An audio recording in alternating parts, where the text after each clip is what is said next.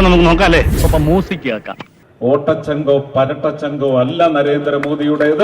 കളിയാക്ക ഇതിലെന്നെ കളിയാക്കാനിരിക്കുന്നത്. ഞാൻ ഇവന്റെ 2 വാങ്ങിച്ചിട്ടേ പോവുള്ളൂ. ഞാൻ കുറച്ച് ലേറ്റ് ആയി പോയി. അത് ശ്രീ പിണറായി വിജയനും അദ്ദേഹത്തിന്റെ അണികളും മനസ്സിലാക്കുന്നത് വളരെ നല്ലത്. ബാക്കിയുള്ളവരുടെ മനസമാധാനം കളയാനായിട്ട് കഴിഞ്ഞ 10 കൊല്ലം അല്ലെങ്കിൽ 9.25 വർഷം കൊണ്ട് ഒരു സ്റ്റേറ്റ്സ്മാൻ, ഒരു വിശ്വ പൗരൻ, ഇവിടെ എല്ലാരും കൂടെ എഴുന്നള്ളിക്കുന്ന ആ വിശ്വ പൗരനല്ല.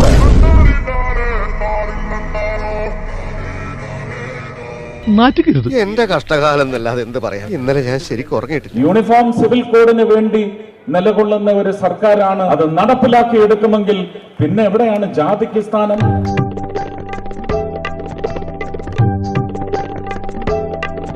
അത് സംഭവിച്ചിരിക്കും. മറ്റേ കേരളയിൽ വരും കേട്ടോ എന്ന് പറഞ്ഞതുപോലെ അല്ല.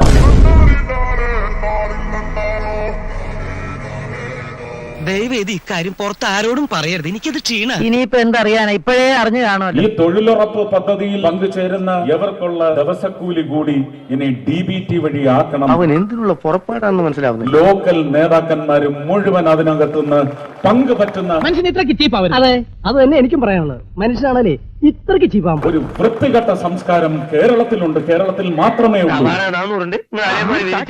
അല്പന ഐശ്വര്യം കിട്ടിയാൽ അർദ്ധരാത്രിക്ക് ഉടപിടിക്കുന്നു കേട്ടിട്ടേ ഉള്ളൂ. എന്തുകൊണ്ടാണ് തൊഴിലുറപ്പ് പദ്ധതിക്ക് വരേണ്ട വിഹിതം കൃത്യമായിട്ട് എത്താത്തത്? ഇന്ന് വരെ അതിനുള്ള പെർഫെക്റ്റ് ഓഡിറ്റ് ഈ സംസ്ഥാനത്തിന് നൽകാൻ സാധിച്ചിട്ടില്ല.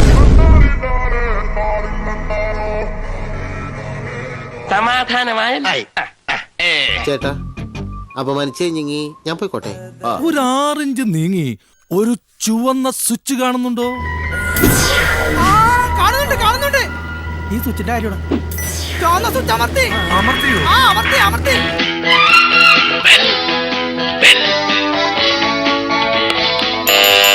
Thank you. ഈ ഉപകാരം മറന്നാലും ഞാൻ മരിക്കില്ല. ഓ, ഇതൊക്കെ എന്ത് ഉപകാരം. അപ്പോ നാളെ നേരത്തെ തന്നെ ഇങ്ങോട്ട് എത്തണം കേട്ടോ. ശരി.